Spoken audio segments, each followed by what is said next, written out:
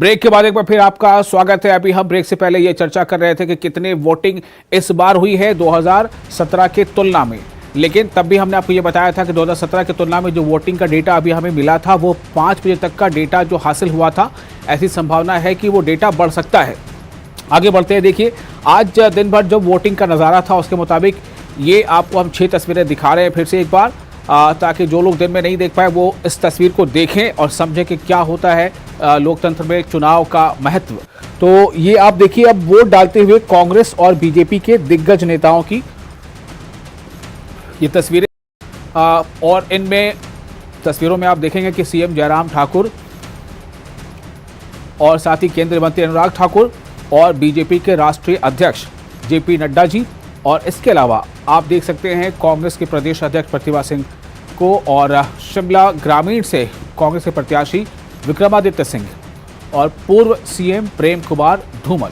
ये तमाम लोग आपको स्क्रीन में नजर आ रहे हैं और ये उस वक्त की तस्वीरें हैं जब इन लोगों ने अपना वोट दिया था, यानी मताधिकार का इस्तेमाल किया था।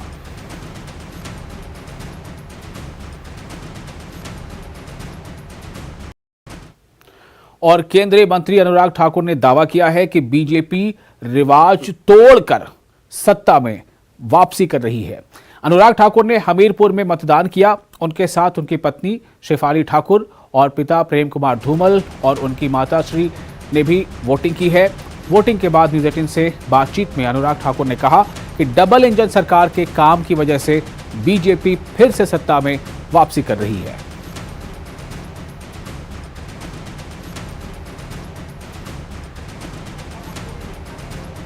ठाकुर साहब, किस तरह से इस बार के चुनाव देखते हैं? हर 5 साल कभी कांग्रेस कभी बीजेपी रहती है, इस बार लगता है आपको रिवाज जो है वो बदला जाएगा?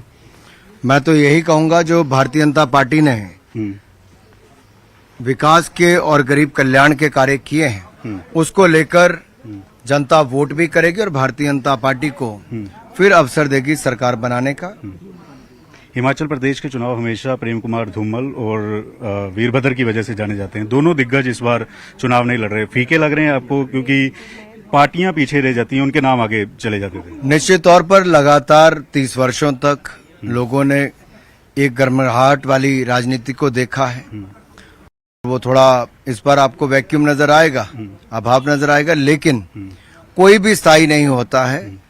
ये सब किसी को आगे चलते जाना है, बढ़ते जाना है, और इस तरह से नया नेतृत्व भी आता है, वो भी अपना काम कर रहे हैं। केंद्र सरकार, तमाम मंत्री पहुंचे, लेकिन अगर कांग्रेस की बात की जाए, राहुल गांधी नजर नहीं आए। वो अपनी भारत जोड़ो यात्रा में थे। कांग्रेस ये कह रही है कि हम चुनाव जीत रहे हैं। किस तरह से देखते हैं? कांग्रेस ने किया क्या है जो चुनाव जीतेंगे? कांग्रेस जब सत्ता में थी तब भी कुछ नहीं कर पाए, केवल प्रोजेक्ट रुकवाने का काम किया है। और अब भी कांग्रेस के लोग केवल वायदे कर रहे हैं। पुराने वायदे कांग्रेस के थे कि वो हर घर से एक व्यक्ति को रोजगार देंगे, नहीं दे पाए। फिर उन्होंने कहा बेरोजगारी भत्ता देंगे, वो नहीं दे पाए। फिर उन्होंने कहा वो किसानों के कर्जे माफ करेंगे, नहीं कर पाए। बार बार झूठे वायदे करने वाली कांग्रेस पार्टी, आज उनके पास कोई जवाब नहीं है कि आखिर, भाई साहब गिर जाओगे, कि आज उनके पास कोई जवाब नहीं है कि वो कैसे जनता के बीच में जाएं। इसलिए वो बड़े बड़े वायदे तो कर रहे हैं, लेकिन वायदों के पीछे कुछ भी नहीं है। केवल उतने ही झूठे हैं जितने पुराने वायदे झूठे थे। वो कह रहे हैं कि कर्मचारी उनकी तरफ है। ओल्ड पेंशन स्कीम जो है उसको बीजेपी पर बहुत सारे सवाल उठाए हैं। ओल्ड पेंशन स्कीम अगर किसी ने वापस ली थी और न्यू पेंशन स्कीम को लागू किया था तो कांग्रेस पार्टी है। केंद्र और प्रदेश में उनकी सरकारें थी और उन्होंने लगातार 10 साल तक केंद्र में राज किया, प्रदेश में भी 10 साल राज किया, लेकिन कभी उन्होंने ओल्ड पेंशन स्कीम को लागू नहीं किया। भारतीय जनता पार्टी ने तो जो कांग्रेस की लागू की हुई न्यू पेंशन स्कीम है उसको पे भी 10% की बजाय 14% तक रिटर्न देने की बात। हमेशा बीजेपी और कांग्रेस का मुकाबला रहा है, लेकिन इस बार पंजाब जीतने के बाद आम आदमी पार्टी की एंट्री होती है। गुजरात में वो डंके की चोट पर कह रहे हैं कि हम कांग्रेस से ऊपर निकल चुके हैं, सरकार की तरफ हैं। हिमाचल में आम आदमी पार्टी किस तरह से देखते हैं? देखिए, अरविंद केजरीवाल जी से बड़ा झूठा कोई है नहीं, जो झूठ बोलते हैं फिर माफी मांगते हैं।